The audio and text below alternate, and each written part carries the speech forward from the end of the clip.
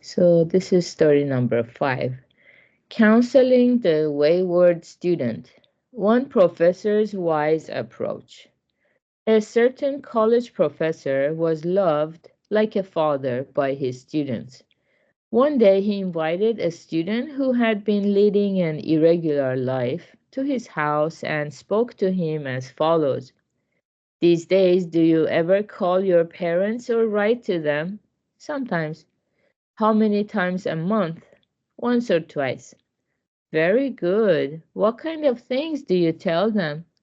I call them when I need money, came the shamefaced answer. Nothing wrong with that. When you're short of money, it's better to rely on your parents than to borrow from friends. Is that all you tell them in your letters and phone calls, that you need cash? Yes, said the student, squirming. The professor sat up straight, a deep light shining in his eyes. Here's why I called you over today. I want you to write to your parents once a week from now on. Tell them anything, that you got up early, that you had cereal for breakfast, or pizza for lunch, or Chinese takeout for dinner. Any little thing will do, but tell them all about it, will you? The student had such respect for the professor that he did as told without stopping to think about the underlying meaning of the request. His parents, having never heard anything from their son but pleas for money, had been worried about him. Now they could relax, and they were overjoyed.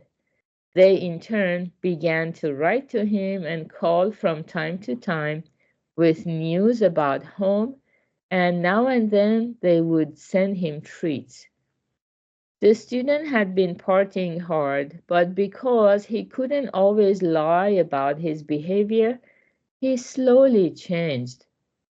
Once he understood how much his parents cared about him, he began to study harder.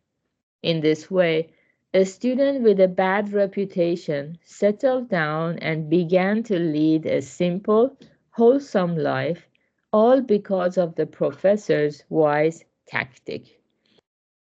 Okay, it's a very heartwarming story that teaches several elements of the Dharma to us. So, one element is about the sixth paramita of wisdom. So, when we deal with people and we wish for the best, we want them to improve in a certain behavior, or we want them not engage in a certain behavior because it can be damaging to themselves and to us. We need wisdom, a very wise approach to succeed at this. So in this case, the professor, obviously, he was very patient and very wise. And we know he was patient because he invited the student to his house. I'm sure he served him some tea or maybe some light dinner or cookies or something to initiate that conversation, to establish a bond or deepen that bond or let the student relax. And, then ask this question. Imagine if you ask this question without any background, the person might become very defensive. It's like, hey, do you ever call your parents or write to them? The person might freak out. It's like, what is this? Am I being interrogated? So anything we ask, anything we do, anything um, that we act, it sends energy based on our attitude and based on the energy that we are sending out.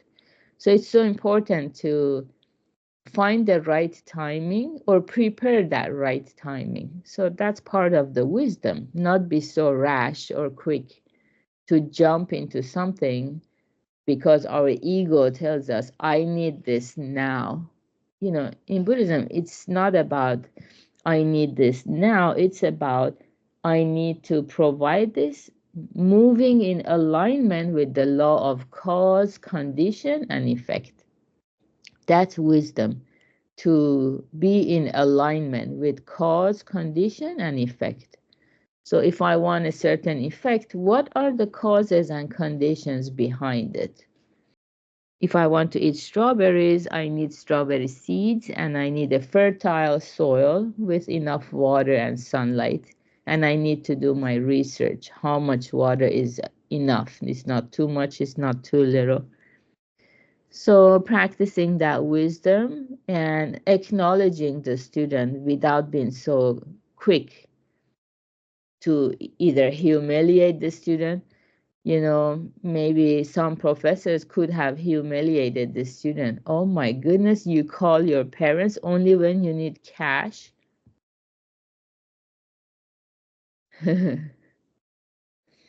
So, because the professor is taking his time, he acknowledged the student's behavior here. Well, nothing wrong with calling your parents for money. Actually, yeah, it's much better to ask your parents for money when we are in need than friends, especially friends who are sketchy or unsavory, or if they don't lead a regular life. We learned about this item here too. Leading a regular life is a good karma. Waking up same time, going to bed same time, doing recitation, meditation, paying attention to our mental health, listening to the Dharma, having regular routines. But if we go to friends who themselves they're struggling in life, so we might go astray.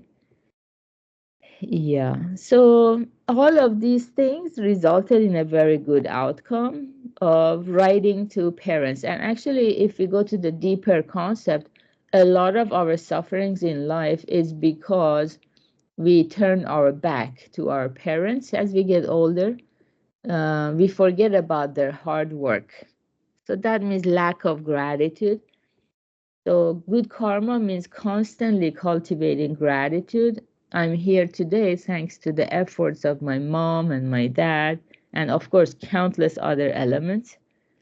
So to be able to cultivate gratitude to our parents, that actually helps us move much closer to the happiness that doesn't abandon us. So while we turn our back to all the benevolence, so we are also turning our back to the true happiness. There is some connection there that we will elucidate some other time. So good job, everyone, for being here, leading this regular, wholesome life, doing recitation meditation together. Today is Thursday, so we're going to have our advanced session by Murta Sensei at 5 p.m. and have a wonderful Thursday. Goodbye. Thank you. Thank you, guys.